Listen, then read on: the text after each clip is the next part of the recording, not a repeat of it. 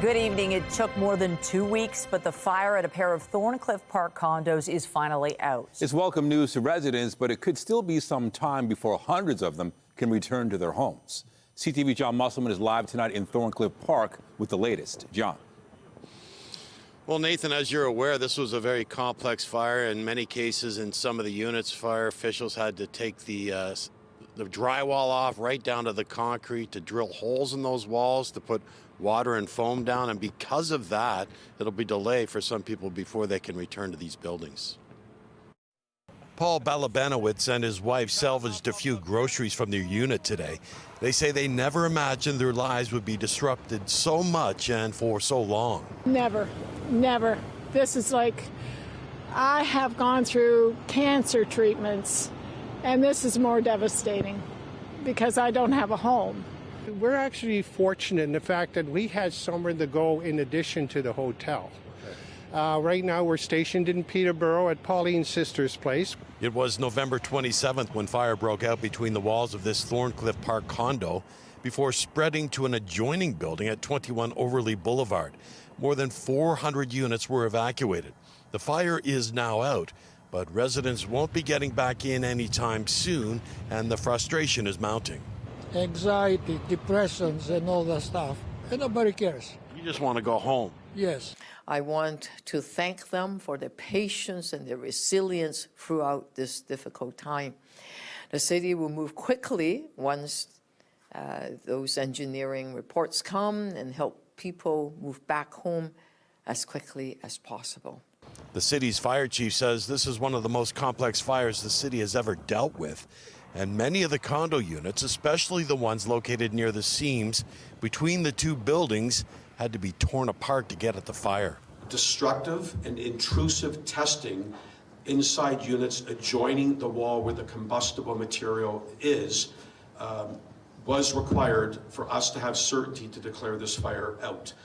So there are absolutely units that adjoin this wall where we have cut into the walls, where we have drilled holes into the walls so we could deploy our Hussar cameras and search out the edges of the fire and the fiberboard to know exactly the path of travel and where the fire stopped.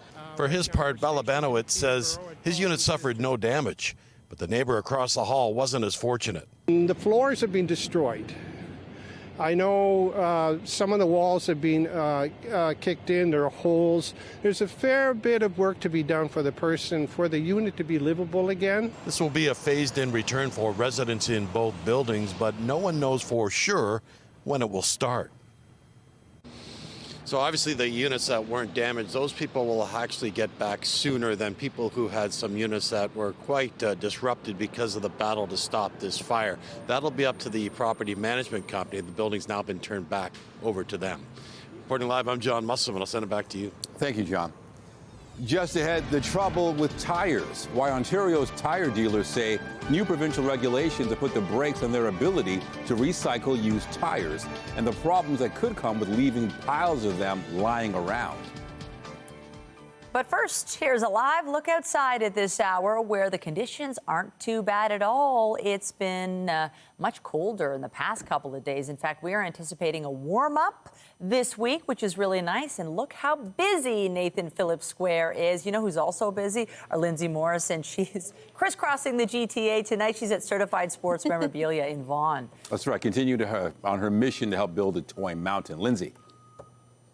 Yeah, and I've got a great crew to help me with that tonight, Nathan and Michelle. You're right, we are in Vaughan, we are at Certified Sports Memorabilia, and we are building a toy mountain. Look at this wonderful group. You may notice some familiar faces in this crowd, and a four-legged friend too. This is Finn, a great companion to have tonight. I want to reintroduce you to Bonnie Marner, an important member of the Marner family. Mitch couldn't be here tonight because he's in Las Vegas, of course, but we're so thrilled to be here with your family again this year. Thank you so much. It's real nice to be able to do this and have everybody here and help people get a nice Christmas and kids have a nice Christmas. And Absolutely. You all do so much work with the Reiner Assist Foundation. You help so many important causes. And tonight we're going to talk about a couple of them, but I want to ask you, Chris, a little bit about the Salvation Army. We're collecting toys for families across the GTA. This has got to feel good at this time of year. Oh yeah, for the last 5 years, so it's awesome. It's good to give back in any way we can, so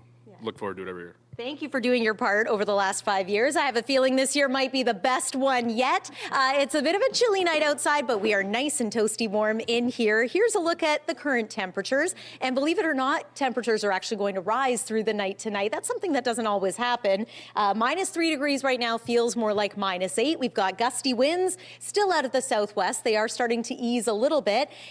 On the satellite and radar, there isn't a whole lot to show you. A little bit of mixed precip moving across Lake Huron right now.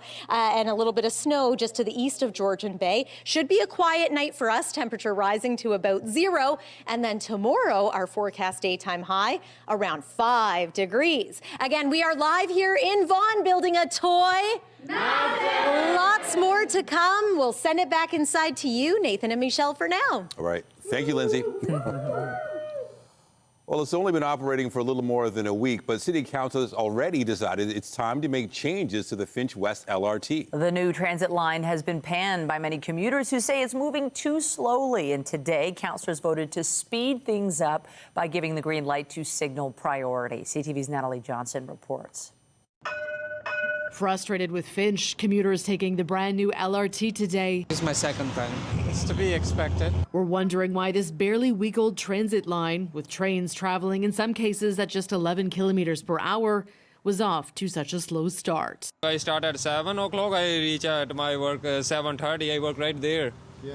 So they need to speed up. What have they been doing all this time that they didn't figure this out? That was the question at council today as the mayor called for signal priority for the Finch West LRT, which has been traveling slower than the buses it replaced. So that the light will change when the LRT approaches, so we don't have to wait so long. Transit policy once again turning political. Could this have been done earlier? It's being done today. As councillors clashed over who was to blame for the lackluster launch. We had a really good plan for getting light rail onto city streets. Because of Rob and Doug Ford, it's taken a lot longer, cost a lot more, and isn't being delivered as well. It's pointing the finger at the province. Nobody's disagreeing that they built this thing, but they didn't build it in a vacuum. You know, those conversations have been ongoing, and they are building a system to the specifications of the TTC, who is the operator. So ultimately, you know, that rests with the mayor, that rests with the city. We have no control over the TTC, over the Finch West LRT until we received it. So you have to ask that question to Metrolinx. The Finch LRT, while it may not be her fault, it is keeping with the theme of poor delivery of service. Divided on why the issue of signal priority wasn't sorted out before this line launched, but in agreement that it needs to be done now. Stephen Holliday, worried that prioritizing the LRT would slow down traffic, was the lone vote against the plan to make Finch faster. From our perspective, up in that part of the world, I think that this is a great line. We're willing to give it a real good chance to make it work for us and for the rest of the city. Council 2 calling for signal prioritization for the Eglinton Crosstown LRT, this time ahead of its opening. If it isn't faster than the bus, it's not ready. Riders, meantime, hoping that council's green light will speed up the slow-moving rapid transit. Natalie Johnson, CTV News. Cycling advocates are urging City Council to approve a bike lane network plan they describe as a win-win solution. We look at the facts here, and again, this is the government's own experts. So we found out as part of our legal challenge that the government's own experts basically said that bike lanes reduce traffic collisions for all road users, not just cyclists, by 50%. So when you add protected bike lanes, it makes things safer for all road users. Staff are recommending a plan which would see over 20 kilometers of new bike lanes built along Trethewey Drive, Rathburn Road, and Kingston Road. None of the proposed bike lanes would require removing a lane of vehicle traffic, keeping it in compliance with provincial legislation. City staff says that will be accomplished by narrowing some lanes and removing some on-street parking. The total cost of the plan, which includes other road safety improvements, is more than $30 million. New provincial regulations are causing issues for Ontario tire dealers who say they're having trouble recycling used tires. That's led to thousands of tires piling up, which some warn creates a potentially unsafe situation. CTV's John Woodward reports. Here's a little tour of our problem at the moment. Everywhere you look at this North York tire retailer, tires. Unfortunately, not the ones they can sell. We got a whole bunch of scrap tires that need to be recycled with nowhere to go. Rich is a tire hauler. He'd love to recycle the 3,000 tires here, but he says no one is taking them. Processors are closed and not accepting any tires right now. A problem happening across Ontario, says Adam Moffat of the Ontario Tire Dealers Association. There could be, millions of tires stockpiled across the province right now. Critics say one factor behind these piles of tires are recent changes to provincial recycling regulations. Tire producers have been responsible for recycling tires since 2019, paid for with a consumer fee. But in January, the province changed the recovery target from 85% of the weight they sell to 65% of an averaged weight. When some recyclers hit that lower target, they stopped accepting new tires. In the thick of the busy season here, to have tires piling up in the large quantities that we're seeing is just creating unsafe circumstances. Piles of tires everywhere. Ontario's opposition says those new regulations need to be rolled back. All they're going to end up doing is sending them off for incineration or some other thing, or they may end up in a ravine near you. We got in touch with a nonprofit recycler, E-Trax, that offered to take the tires here. That could help Rich, but he's worried. We need to come together and do something because the system is broken. If nothing changes, stockpiled tires will count against next year's target, and the producers will stop taking tires even earlier, leaving him with an even bigger pile of tires next year. John Woodward, CTV News. Just ahead, meet the Walkers. Raheem Ladani hits the pavement with a group of friends exploring the GTA on foot, and whose extra long treks have made them a viral sensation. A man in his 50s is fighting for his life after being hit by a tow truck in Mississauga late this afternoon. It happened at around 4 p.m. on Rathburn Road. Police say the man's been taken to hospital with critical injuries. The driver of the tow truck remained at the scene. Rathburn's been closed between Dixie and Bow Beaches for the investigation. A man has pleaded guilty in a drunk driving crash that killed 3 siblings in May. Ethan Louillier, who was 19 years old at the time of the crash, has pleaded guilty to 3 counts each of impaired driving causing death and impaired driving causing bodily harm. He was behind the wheel when he crashed into the back of a minivan while exiting the 401 in Milton. 15-year-old Ramon Lavina and his 13-year-old brother Jace died at the scene. Their 6-year-old sister Maya died in hospital a short time later. A sentencing hearing for Louillier is set for February. And a 25-year-old man has been sentenced in a deadly hit and run that happened in Vaughan last year. York police say Harnoon Sean was given a 5-year sentence and 15-year driving ban. On May 21st of 2024, police responded to a collision at Martin Grove and Jackman Crespent, where a 16-year-old on a mini bike was struck and killed by a white Mercedes, which fled the scene. Shortly after the collision, police were called to a nearby location where the driver of the Mercedes reported that his vehicle had been carjacked. Officers determined the carjacking was a false report, and the complainant was identified as the driver involved in the hit and run. In Australia, investigators have linked the terrorist attack targeting the country's Jewish community to ISIS. Prime Minister Anthony Albanese says the father and son suspects were influenced by the Islamic State. CTV senior correspondent Judy Trent takes a closer look at what evidence has emerged. Before the mass shooting began, dashcam video reveals how a couple confronted one of the Bondi Beach attackers. They tried to wrestle away his gun. Boris Gurman and his wife Sophia were among the 15 people killed. It would appear that there is evidence that this was inspired by a terrorist organisation, by ISIS. Homemade Islamic State flags were visible in the suspect's car. Authorities also found improvised explosive devices in the vehicle. 50-year-old Sajid Akram was killed by police. His 24-year-old son was also shot and in hospital. Police say father and son traveled to the Philippines in November and are trying to find out why. Specifically, who were they interacting with in Mindanao, which is known to be an ISIS stronghold? In fact, ISIS had tried to carve out an independent state there some years ago. Still known to be active, still doing training there. Who exactly were these two individuals from Australia interacting with there? The Akram's home in a Sydney suburb was searched. Police said the father, Sajid, had licenses for 6 firearms. Australian media is reporting that his son, Naveed, was investigated in 2019 for ties to an ISIS cell, but deemed a non-threat. Meanwhile, a menorah lights up Sydney's Opera House as grief grows at a memorial on Bondi Beach. 2 rabbis and a Holocaust survivor are among the dead. The youngest victim was a 10-year-old girl named Matilda. Matilda's mother called me and say, Matilda died. And I couldn't even repeat this word at the time. I say, what? What? I asked him many times. I was thinking it's bad reception. I don't hear something well. And afterward, I start screaming. There are growing anti-Semitic incidents across the globe. A Canadian intelligence assessment done after the Bondi Beach attack found that there is no credible threat to Jewish holiday events in this country. But a violent act by lone actors is a possibility. Judy Trin, CTV News, Ottawa.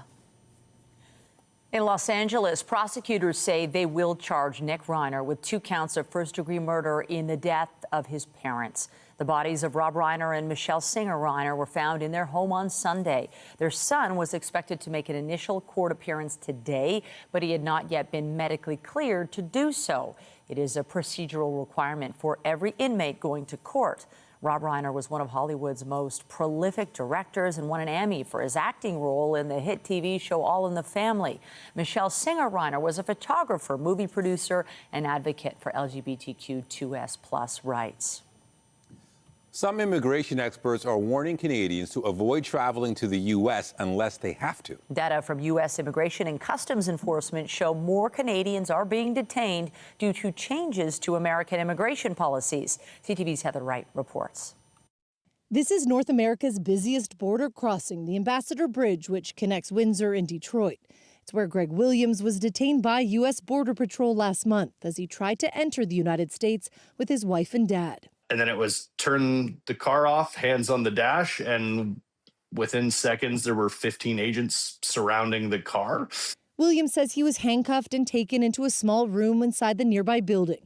He was photographed and fingerprinted before ever knowing why he was being detained. I wasn't worrying about being sent to some, Ecuadorian supermax, which is very much white privilege of me, that it's like, I don't have to worry about those things, but that's also like, nobody should. Turns out there's another Greg Williams with some sort of a record that prompted the detention of this Greg Williams, an Ontario musician.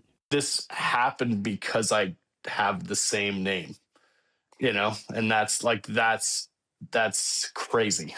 Williams was released after a couple of hours, but his story highlights the growing number of Canadians being caught up in the immigration crackdown underway south of the border. More than 200 Canadians have spent time in ICE custody at some point since January, compared with 137 detained in 2024. Records show at least 6 children were among those detained. While a handful of Canadians had felony convictions or other criminal records, the vast majority were picked up for visa violations or less serious infractions, which experts say marks a major shift in policy. For the most part, from what I've seen, we're looking at very minor criminal infractions, but sufficient to attract the radar of U.S. enforcement. Experts say in the past, Canadians would have been denied entry into the United States or sent back to Canada, but are being detained more frequently. Heather Wright, CTV News, Toronto. Meanwhile, the Canadian government says it plans to open a consulate in Greenland and Alaska. The decision is intended to strengthen Canada's presence in the Arctic, which is of increasing interest to the U.S., China, and Russia. There were plans to open a consulate in Greenland, but it was postponed because of weather. No date's been set for the opening of a consulate in Anchorage. There are 5 friends who met at an Oakville high school and have now taken that friendship across the GTA on foot. Their ultra-long walks have allowed them the chance to spend time together, explore the area, and go viral while doing it. CTV's Rahim Ladani introduces us to the walkers. We're going to walk on Shepherd Avenue. Meet the walkers. I'm Michaela Walker. I'm Sebastian Walker. I'm Katie Walker. I'm Sophia Walker. Okay, they're not actually family. They're a group of high school friends, and you guessed it. Even in the bitter cold, Last time I was just wearing this jacket. Now I'm wearing the other jacket inside and it's a lot better. they love to walk. So it's really cool to see everything in the city with new eyes after living here for so long. I think I've grown to appreciate it a bit more. And with the company that I have, it's a really good time. They went viral over the summer after trekking 60,000 steps from Oakville to the CN Tower. Since then, they've walked from Vaughan to downtown Toronto and the TTC's Line 2 subway route. Now they're at it again. Wait, which way is it? This time with a more modest path. Today we're walking all of Line 4 and Line 3, so we're doing a double today. Starting at Shepherd and Yonge, they'll walk to each of Line 4's stops. They'll then travel further east and follow the now defunct Line 3, Scarborough RT, which was decommissioned 2 years ago. We don't really come prepared, so we haven't learned too much about that, but I think we're better walkers now. We have gotten better shoes. Now for the questions everyone is likely wondering. What do they talk about on these walks? One time we were talking about if each of the Timbits had a personality, what would their personality be? Yeah. And what's the food situation? We're stopping at Tim's, we're getting the farmer's wrap. And Dollarama as well. We're always stopping at Dollarama. We do have some energy gel Yeah. that we're just trying out. A very natural mix of just tahini, so sesame seeds, maple, and salt. Okay, moving on. While the walkers say their friendships have grown stronger because of the often grueling time commitments, it's also an opportunity for them to give back, with each walk raising money for the Fort York Food Bank. When we posted our first video, we didn't know where it would take us, so we wanted to put that attention towards something worthwhile. Since COVID, their demand and their need has gone up exponentially. So wherever we can help, we'd love to use our platform to help out. After this adventure, the walkers say they have one more big trek planned to go from downtown Toronto back to their homes in Oakville just in time for the Christmas holidays. But they may need to restock on some more sports gels. Rahim Ladani, CTV News. Coming up, targeting trading cards. Thieves want to get their hands on these popular collectibles, with some being resold for 6 figures plus. How stores are ramping up security. And I'm Pat Foran. Coming up on Consumer Alert, Canadians continue to find new places to travel instead of the United States. It's a trend likely to continue into next year. We speak with 2 travel companies, and they have their top picks for Canadian vacation bookings. All of that story, that's just ahead. We are building a toy mountain, but it's not the only good that's happening here tonight in Vaughan. We're with the Marner Assist Foundation, and Chris, it's not just the Salvation Army benefiting tonight. There's someone else that you wanted to present some kindness to tonight. Just a lot of families in Toronto. It's good to give back. So there's a lot of toys that have been donated over the night and over the past little while. So it's awesome to see everyone come together and put all this stuff together, and it's going to be hopefully a lot of happy people for Christmas time. There will be. Bonnie, we have a beautiful check here that you'd like to present to Second Harvest. Tell us about that. Yes. And am I pulling up now? $20,000 to Second Harvest. That's fabulous, Bonnie. Fantastic. Great. Lori Nickel, what do you think of this? We are just so touched for all your support for so many years to make sure that kids and families have a great, healthy meal this Christmas. We're so grateful. You have no idea. Thank you on behalf of all of us in Toronto. Thank you so much for helping out in this endeavor to put food on tables and smiles on faces. Exactly. This is fabulous. And if you're watching at home too and you're thinking, how can I make a difference at this time of year? We'd love to share with you that you can scan to find out more about Toy Mountain, the Salvation Army, and of course other wonderful organizations like Second Harvest that you can help at this time of year. When we come back, we're going to continue to build a Toy Mountain with the Marner Assist Foundation here in Vaughan. Stay with us. When you see it happen, send it to CTV News. Text 10400 from your screen to ours. Text 10400.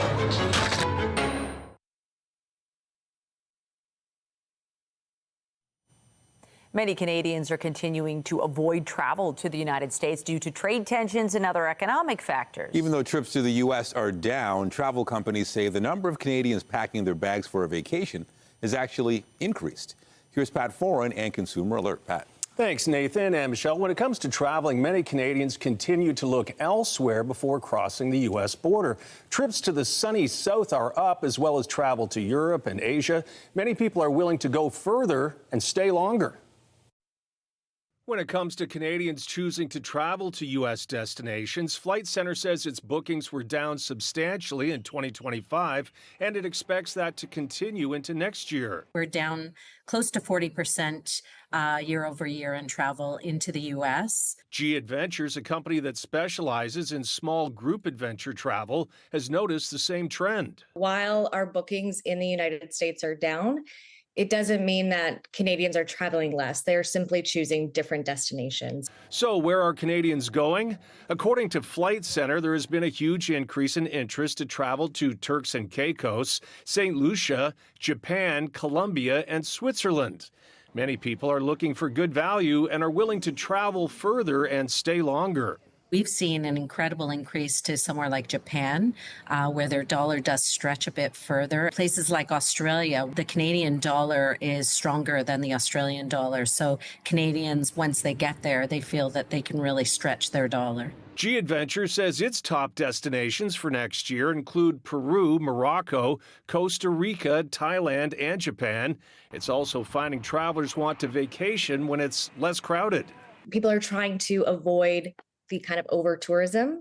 So they're choosing to travel during quieter times. So it's not quite as busy. And they also save some money doing that as well. And more people are also choosing to go on trips by themselves. We're really popular with solo travelers.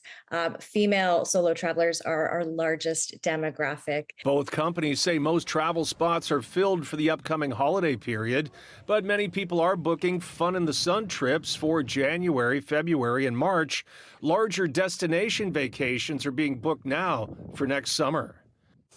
And Flight Centre says with more people flying, expect busier airports and fuller flights. You should arrive in plenty of time, as some airports now use biometrics and fingerprinting, which can add to processing times. On your side, I'm Pat Foran. If you have a consumer story idea, email us at alert@ctv.ca. All right, the quest to build a toy mountain continues, and we've only got a few days left, Mish. This is the final week. The finale is on Friday. We're giving away a vehicle, and Lindsay is all over the city. She's actually in Vaughan today. Lots of toys, I'm sure, collecting this hour, Lindsay. And you know what, Michelle, I was pretty thrilled to see this hockey Barbie here, because that's sort of the theme tonight. We are celebrating hockey, sports, and of course, we are building a toy mountain, and there's a mountain of generosity happening here tonight as well. Want to introduce you to Mike K. Mike Krishniski. How did I do? You did perfect.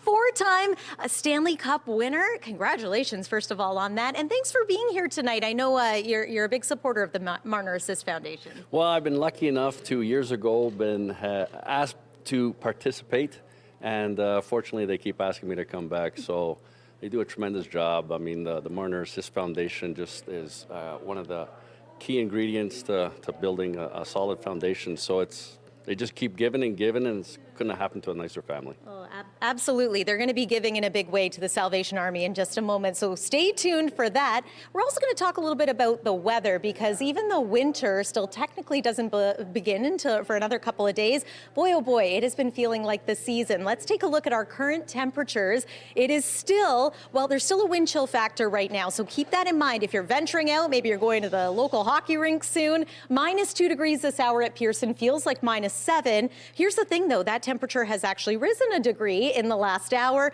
and that will continue to happen through the night tonight. So it's a little bit of an unusual night. Normally our temperature falls through the overnight. Tonight we rise to about 0 for the low, or the not so low. It's more like our high for today. Let's talk about tomorrow. Waking up, yeah, it could still be a little cool, but we're on our way to a forecast daytime high of 5 degrees above seasonal. Normal temperature this time of year is about 1. We haven't been able able to say too many times this December that we are above seasonal, but that will be the case right across the board tomorrow. 6 degrees in Burlington. It's going to be about 4 degrees in Uxbridge tomorrow, and 2 degrees in Huntsville is also warmer than normal. -2 is the norm this time of year. Not a whole lot going on the satellite and radar here in the GTA right now. However, things do change as we make our way into tomorrow morning. Possibility of a quick passing shower or perhaps a light flurry, but maybe some mixing possible too. Overall, it is going to be a mostly dry day. And then into Thursday, things change a little bit. It's going to be quite warm during the daytime hours, and it looks like a round of rain is going to move in. Yes, rain instead of snow. So that's mainly through the overnight hours and into Friday. Friday morning, we could see a change over to some flurries as the temperature starts to fall once again. But before that, we could pick up about 10 millimeters of rainfall. So just be aware of that. Here's a look at your 7-day forecast. So forecast daytime high on Thursday, 7 degrees. The last time we had a temperature that warm was 3 to 4 weeks ago. Then as we head into the weekend, temperatures near normal, 0, but the return to flurries for Friday, and for Sunday as we officially welcome winter. We are live here in Vaughan. It's been a great night already. Chris and Bonnie Marner, you've been fabulous hosts tonight, and you have a special presentation that you wanted to make this time to the Salvation Army. Yes, we do. I'll just pull it up for you. Yeah. Look at that, $20,000 to the Salvation Army. Gina, this is fabulous, wouldn't you say? It sure is. You know, this is more than just a toy. You just have to know that there's so many families in need out there. We give food, we give toys, and it just makes the Christmas for a family. So thank you. Yeah, of course. Thank you all. That's awesome. Yeah. Bonnie, thank you for hosting us tonight. You've had an amazing crowd here tonight as well. Tell me a little bit about your foundation and how important it is for you to give back, especially at this time of year. It started with Mitch when he was in London. He was really active with the London Knights, and when he became with the Leafs, then he wanted to carry on. And now he's in Vegas, but we still want to help out the community, and so many people need help. At Christmas time, maybe a little more than normal. So any little thing that we can do, and with the assistance and the help of everybody else pulling together, hopefully children are having a great meal and a nice little gift under the Christmas tree, and just helping out. That's so wonderful. Thank you to you both. Thank you to your entire family. Thank you to Mitch, maybe watching in Vegas as well. And if you're watching at home, you want to make a difference and help us build a toy mountain. Here's a look at how you can help us do that. You can scan to find out more, or you can text to donate a $25 monetary donation to 30333. I'm here live with Finn. He's going to throw it back. CTV News will be back in just a couple of minutes. What a good boy. Aww.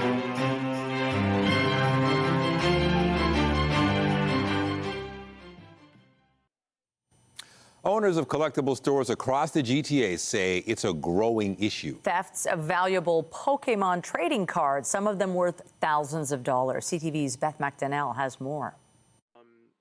This card specifically, like a Van Gogh Pikachu last year would have been like $100, and now it's selling for $800-900. Pokemon and Magic the Gathering trading cards are popular and can be pricey. So much so, thieves are going after them across the GTA. Almost all the break-ins happen in the middle of the night when no one's here. So, thankfully no one's hurt. None of our staff are around, but it happens, quite often. The cards are used for playing games and are collectibles. Dolly's Toys and Games deals with some cards valued over 6 figures. If your card goes for $200K, it could go for $300 tomorrow, as long as someone's willing to pay that amount of money for it. All of our stores have a hospital. They're 1,500-pound mag locks. Experiencing violence and theft, Mint Inc. sports card owner John Amendola has become a self-described security expert to keep card thieves away. He has protection on the doors and windows, vaults, a sophisticated entry system, and plenty of cameras. 5 attempted break-ins, 3 break-ins at multiple locations.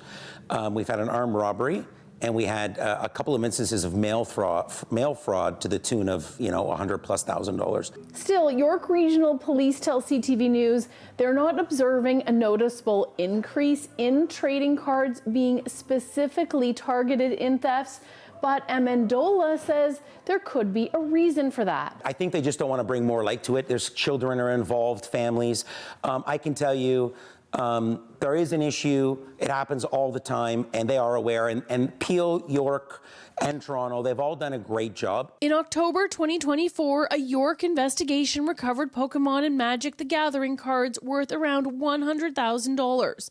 Officers say, fortunately, this year, there hasn't been another incident like it, although they have seen shoplifting and sometimes trading cards are stolen in residential break-ins. In Peel, police say data is categorized too broadly to isolate incidents around trading cards.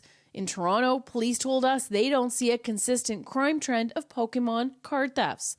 Store owners point out there are some mechanisms within the industry stopping thieves. If there's 15 dealers in Ontario, there's only so many people you can steal your goods to. Secondly, mostly everything is tagged, serialized, all the grading are encapsulated, and a lot of the manufacturers are now issuing barcodes that are specific to the store. We still recover a lot of stolen items just because it's as easy as they are to move.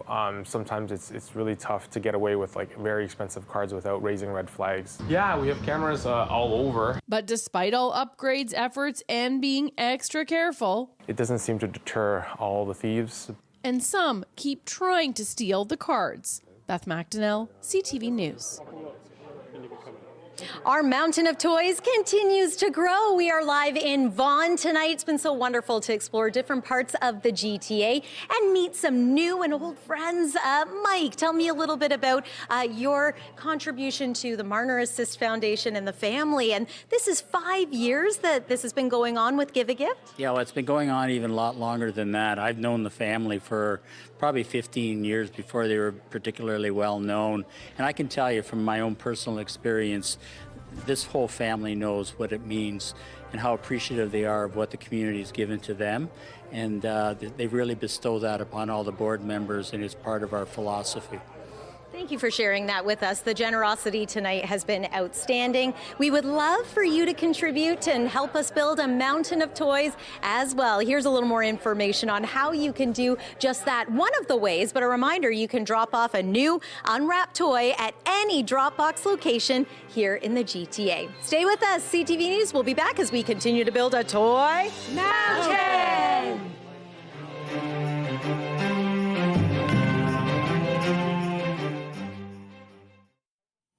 Ottawa has signed off on a major mining deal that will see a British firm acquire a Canadian one. BNN Bloomberg's Morella Fernandez has more. This is about a U.S. $20 billion all-stock deal between Anglo American and Teck Resources. As part of it, Anglo American has agreed to spend $4.5 billion in Canada over the next 5 years. It is also moving its global headquarters from London to Vancouver. Shareholders already approved the deal that creates a copper power producer. The new company will be called Anglo Teck. Canada's industry minister says Anglo's commitments are legally binding. Here are the closing numbers for the day. The Canadian dollar ended the day at 72.71. West Texas Intermediate crude lost over $1.50, ending the day at 55.27. Western Canadian Select is down as well, and the TSX dropped 219 points today to close at 31,263. Those are your business headlines. I'm Morella Fernandez. The Business Report is brought to you by Canadian Western Bank, the bank built for business. FIFA says some $60 tickets will be available for every game of the World Cup after a global backlash. The tickets will go to the national federations whose teams are playing. Those federations will decide how to distribute them to loyal fans who've attended previous games at home and on the road. There was shock and anger worldwide last week on seeing FIFA's ticketing plans. There were no tickets in the lowest priced category for participating teams, and the cheapest prices range from $120 to $265 for games that did not involve Canada, the U.S., and Mexico.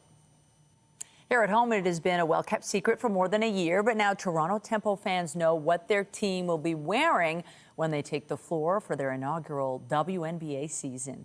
The team unveiled 2 of its 3 uniforms. One jersey is white and the other is Tempo Bordeaux, a red shade with purple undertones. The Tempo says it wanted something modern, bold, that people would really enjoy wearing. Toronto's red shaded jersey is its main one and will be available to buy in January. Its alternate jersey has not been revealed yet. All are designed by Nike. The Tempo debut next year, playing most of their home games at Coca-Cola Coliseum. The Maple Leafs will be looking to snap a 2-game losing skid when they face off with the Chicago Blackhawks tonight. The team will also be honoring longtime radio broadcaster Joe Bowen when they hit the ice at Scotiabank Arena. CTV's John Leithong reports. To the line! Here's Buchanan! Scores! The unmistakable voice of the Toronto Maple Leafs for 44 years is being honored tonight at Scotiabank Arena. Joe's synonymous with the franchise. A day dedicated to Joe Bowen, beginning with a ceremony in the dressing room with the team. Getting here 44 years ago was a dream come true. It is the organization that I grew up loving. Gilmore to Bobby Rose! Shot! Scores! This is the last season that Bowen will call games for the Maple Leafs. Players like Steven Lorentz says Bowen's voice is the sound of memories. Just driving to and from the rink from hockey practice when I was a young guy and we couldn't watch the Leafs game, my dad would throw it on the radio and he just really brought the game to life. So I made memories with my dad and me in the car just that much more special, being able to, listen to Joe. Some of the Leafs' most famous moments are tied to Bowen's calls. For players like Max Domi, who grew up watching his father Ty play in Toronto, it's easy to recall Bowen's best work. When Matt scored against Carolina, that one right there gives me goosebumps watching it every time still. Now he does! Loose puck in front down to Derby, leave it, score! They score! Don't tell me about Hart! And of course, there is the saying known to the hockey world. Holy Mackinac! Holy Mackinac!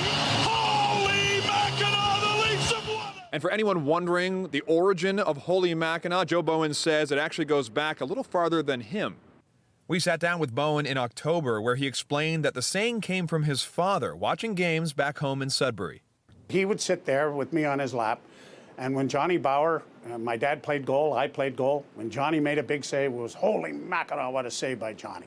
So tonight is Holy Mackinac night, and today players were proudly sporting their T-shirts. This is a memory that I'm going to keep forever. I'll be able to hold on to this thing and tell my kids that I got to listen to Joe Bowen and he got to say my name when I'd score a goal or something like that. So it's pretty cool. The team honoring Bowen with a copy of the game sheet from his first Leafs radio broadcast against the Chicago Blackhawks in October of 1982, the very same opponent they're facing tonight. Sean Leithong, CTV News. Just ahead, baking spirits bright. A Midtown Toronto neighborhood is transformed into Gingerbread Lane. We get a taste of the festive food for the eye coming up.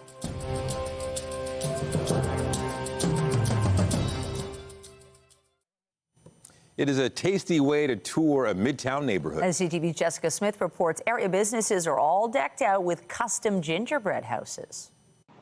A sweet initiative has taken over the neighborhood at Yonge and St. Clair West. We've rebranded this year to Midtown Gingerbread Lane to focus on supporting our Midtown businesses. We have 15 participating businesses, each with their own custom-made gingerbread house. Now in its 4th season, the Midtown Gingerbread Lane holiday tradition is all about supporting local with a seasonal twist. You can vote for your favorite gingerbread house, and we put the ballots inside the businesses, so you have to go in, maybe you'll look around, maybe you'll buy a shampoo, maybe you'll buy a coffee. Each business creating their own custom creation they are happy to share with the community. Well, being in the area for 47 years, it's a must, being part of the whole event. It's exciting, supportive, small business. Welcoming in passersby to take in their architectural achievement made from gingerbread. It's awesome. This is our 3rd year, and it's been really good. People love it. They bring their kids in. It's very festive, and it's very family-oriented, like our restaurant. Each vying for first place in a friendly competition, with prizes on the line that put funds right back into the local businesses of your choice. The gingerbread masterpieces will be on display at all the stores here in the Yonge and Sinclair neighborhood until December 28th, and then a winner will be announced in early January. Jessica Smith, CTV News. From Gingerbread Lane to certified sports memorabilia in Vaughan, where Lindsay, wow, that was a big fat check earlier tonight. Yeah, it's been so impressive. A couple of big checks, Michelle and Nathan, I will say, and so many wonderful organizations benefiting tonight, including Second Harvest, including the Salvation Army, courtesy of the Marner Assist Foundation. We are building a toy mountain. Look at this wonderful group. Just before we say good night and goodbye, we'll take one more look at your 7-day forecast. You know, temperatures are going to warm up over the next couple of days here, and some rain in the forecast on Thursday could wash away some of the snow out there. I know this is not great weather for anyone who's built a backyard rink. The weather so far in December has been ideal for that, but it is going to become a little cooler as we make our way into the weekend. We'll see if we can get it cooler than that in the long range and perhaps in time for the holidays. Speaking of which, Marner family, happy holidays. Thank you again so much for hosting us tonight. This has been wonderful. Yes, thank you so much. We really appreciate you being here and getting the word out, and the generosity and kindness of everybody involved to make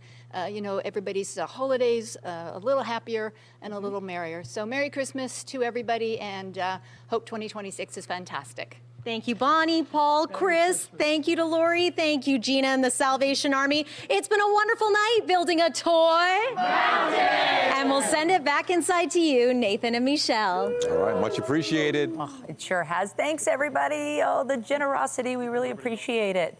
Have a great evening, and that is it for us. But be sure to join Omar Sachedina at 11 tonight for CTV National News, followed by Zoraida Allman, who has your next local newscast at 11:30. In the meantime, our coverage continues anytime on CP24 and at ctvnewstoronto.ca. For Lindsay Morrison and the whole team here at CTV News, thanks for watching and have a wonderful night.